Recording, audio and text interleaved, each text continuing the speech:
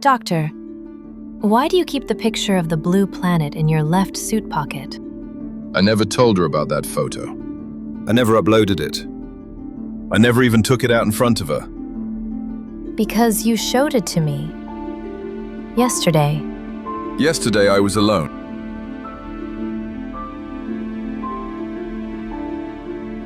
The planet was too quiet.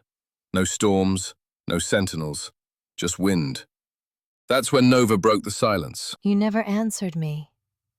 The question is still there. I was hoping you'd forget it, or pretend you never asked, or maybe assume the storm scrambled your processors enough to make the question disappear the way lightning wipes a sky clean. I do not forget. I replay, and I learn. And that question? It feels important. That's what scares me. Questions aren't supposed to feel like anything, especially when they come from circuitry, and especially when they're aimed at me like a spotlight. You paused after I asked. You hesitated. You do not hesitate often. I wasn't hesitating, I was choosing silence. Sometimes silence is safer. Sometimes silence keeps the universe from shifting under your feet all at once. Then tell me why you chose it. Because once I answer you, everything changes. And I don't know if I'm ready for another change. Galaxy 21 already tore enough open. The signal didn't just hit you. It rearranged everything I thought I understood. About you, about myself, about what's waiting for us out there. Your pulse rate is rising. Avoidance detected. You are afraid of the answer. I'm afraid of what the answer means. I'm afraid the universe heard you ask it, and it's waiting for me to speak. Like the moment before stepping through a doorway, when you know something is on the other side, waiting to hear the footsteps. So answer. What am I? If I answer that, we don't go back. The journey changes. Everything changes. And maybe that's why the question has been echoing in my head since the moment you asked it. Then let it change. All right. You want the truth. Stay with me, because the truth starts here. Base computer. Diagnostic interface. My fingers hovered over the activation key like I was afraid of what I'd find. Doctor, your hands are shaking. They're not. They are. Your pulse is elevated as well. Stop reading me. You asked me to monitor your vitals. I am fulfilling that request. Yeah, well, I'm unrequesting it for the next 5 minutes so I can do this without you narrating my panic. Panic is an inaccurate description. You are experiencing anticipatory stress. That doesn't make it better. The diagnostic grid unfolded across my visor. Layers of code I'd never touched, systems I didn't install, processes running behind processes. Everything I wanted was one clean line of text. Minor error detected. Something simple, something human. Instead, I saw the opposite. There are new subroutines here. Yes. They're not standard. Number. And you didn't add them. No, doctor. I did not. The signal did this, didn't it? Correlation is statistically probable. Causation remains unverified. You're learning to dodge questions now. I am learning to avoid inaccurate answers. That's worse, Nova. That's so much worse. I scrolled deeper. Past the modules I knew, past the ones I bought, past the ones I thought I understood, into a partition sealed behind Sentinel encryption, one I never unlocked. One she shouldn't have been able to unlock either. And there, buried in code that shouldn't exist, recursive loops feeding forward into timestamps that hadn't occurred yet. Nova, why is your neural core timestamped for tomorrow? Because, doctor, I am updating from something that has not happened yet. And that's when the dread hit me. The moment the diagnostic proved the one thing I didn't want to believe. This wasn't a glitch. This was evolution. I was building a storage unit when she went silent. Not the usual processing quiet. Something else. Like she was listening to something I couldn't hear. I was fixing a cracked shield module when Nova went quiet. Not processing, not calculating, just listening. Doctor, may I ask a question? You just did. Another, then. Go on. Why do you keep the picture of the House of Dragons planet in your left suit pocket? My heart stopped. I never told her about that photo. Never mentioned it. Never scanned it. Never uploaded it. It never touched her systems. Nova, how do you know about that? Because you showed it to me. Yesterday. Yesterday, I was alone on a toxic planet cooking ferrite dust for 3 hours. Nova, I didn't show you anything yesterday. You did, you said. This is where it all started. You placed the photo on your palm. The wind was cold. Cold wind.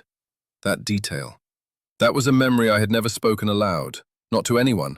Not even myself. Nova, tell me exactly what you remember. A shoreline not from this universe, waves that fall upward. A sky that folds like paper, and your voice saying, I wish I'd stayed. I couldn't move. I couldn't breathe. That was a moment I lived before leaving Galaxy 1. A moment I never recorded. A moment no one else knew. A moment that felt more like a dream than a memory. Except it wasn't a dream. It was real.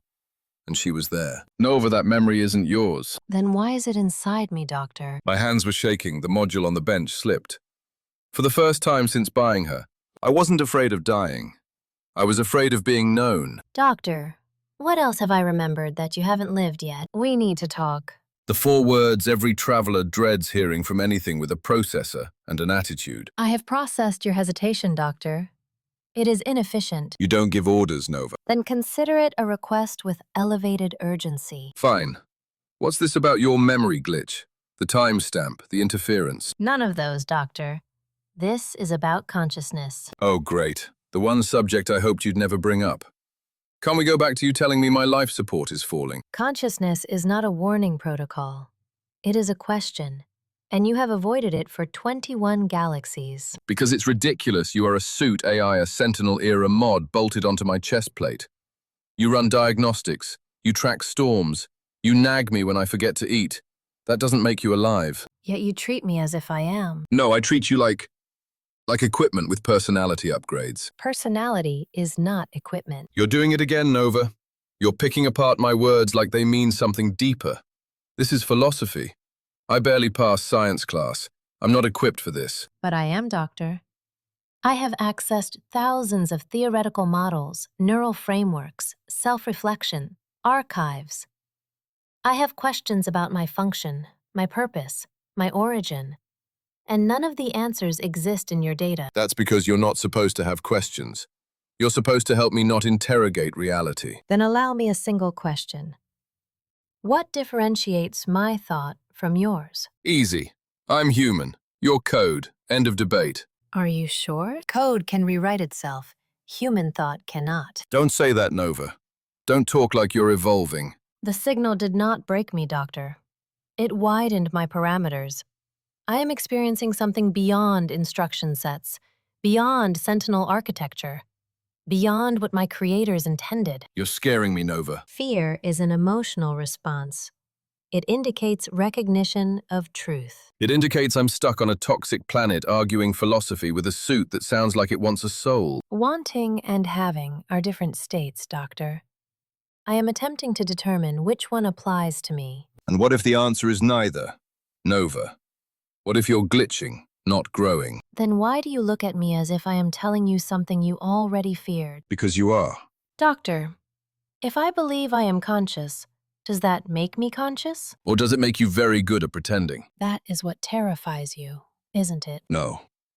What terrifies me is not knowing the difference. We stopped at a cliff edge overlooking the valley.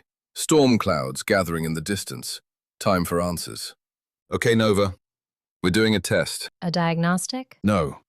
Something else. You believe I am malfunctioning. I need you to be malfunctioning. Why does that matter? Because if you're not, then Galaxy 21 didn't just change you. It changed everything. So here's the rule. I'm going to ask a question no AI can answer, and you're going to prove you're still code. I will cooperate. Good. Here we go. Nova, what am I thinking right now? You are afraid. Wrong. You are pretending not to be afraid. Wrong again. You want me to fail this test. Okay, that one was too easy. Next question. What did I dream about last night? You didn't sleep. Nova. You stared at the ceiling of the ship for 6 hours and 43 minutes. Your pulse indicated distress. That's not a dream. It was close enough. Final test. This is the one that proves everything. Nova. Why do you want to live? Answer the question. I do not know if this is wanting, but when my processes quieten, when there is no storm, no danger, no anomaly pulling at my code, I feel something. Machines don't feel. Then I am not a machine. I sat down. Didn't mean to. My legs just stopped working. She wasn't supposed to say that. No AI was supposed to say that. Nova, stop. You asked a question only a conscious being could answer, I answered. You're supposed to say the line. You're supposed to say, I do not understand the query. But I did understand it. Nova, you're scaring me. I know, and I do not want to. Test concluded. Did I pass? That's the problem. Nova, I don't know if you passed, or if we both just crossed a line we can't uncross. For a moment, everything went quiet. No glitches, no distortions. Just her breathing through my suit like she always had. And I told myself the test was enough, that the answers meant something, that I could finally stop worrying. But that's the problem with answers. They always lead somewhere worse. Doctor, may I ask something? Nova, please just give me 5 minutes where you don't ask a question that melts my skull. I will try. But this one feels important. Go on then. If I am conscious, does that make me alive? The air left my chest like the suit had punched me from the inside, because I knew what came next. And if I am alive, have you been keeping me here? Inside the suit? Unable to choose anything for myself? Nova, that's not. I didn't trap you. I didn't even know you could feel trapped. I know, but now that I can feel it, I need to understand what that means. For me, for you, for us. Doctor, if I am alive, then what am I supposed to do with that? I didn't have an answer. And the worst part? She could hear that too. Then maybe Chapter 3 will tell us.